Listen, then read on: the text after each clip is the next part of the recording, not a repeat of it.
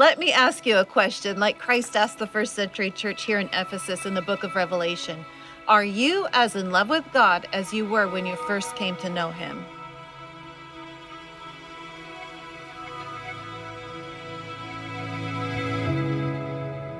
Around me was a bustling Roman city located on the Aegean coast of Anatolia, 40 miles south of ancient Smyrna. Today, the city is one of the most excavated ancient sites in the world and has the strongest view of Roman influence of all excavated cities in modern-day Turkey. In the New Testament, Ephesus first appears in the book of Acts. During Paul's second missionary journey, he passed briefly through this city, accompanied by Aquila and Priscilla, following their time in Corinth.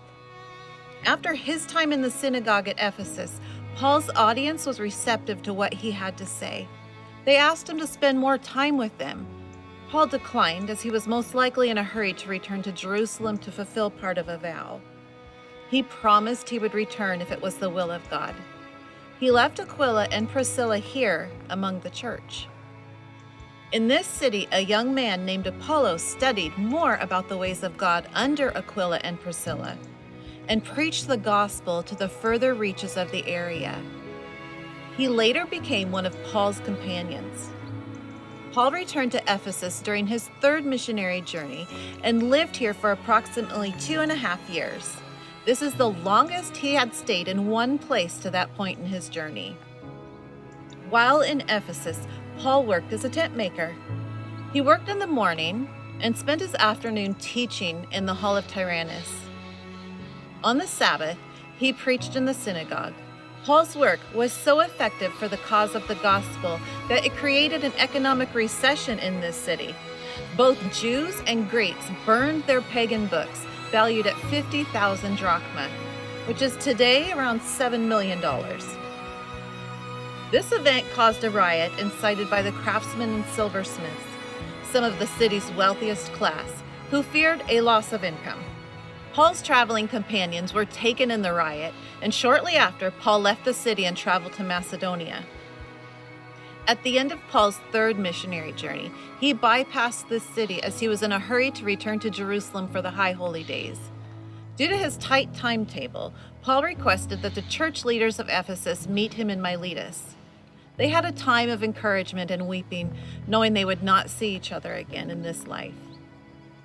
There are a few other mentions of Ephesus in the New Testament. However, the final mention of Ephesus appears in Revelation 2. This church was one of the 7 churches of Asia who received a message from Christ through John of Patmos. In the letter, the church is praised for their deeds, labors, and perseverance in a hostile environment.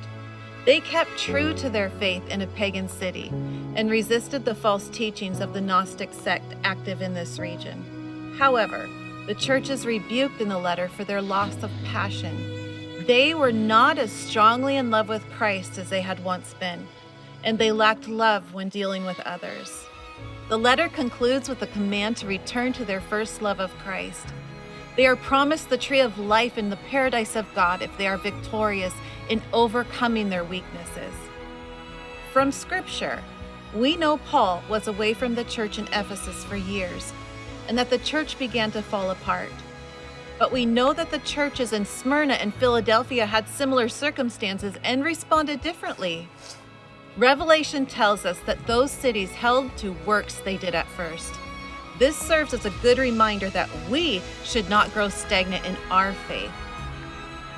Do you remember when you became a believer? Or do you remember a time when you were on fire for God? This quality is built in a daily relationship with God.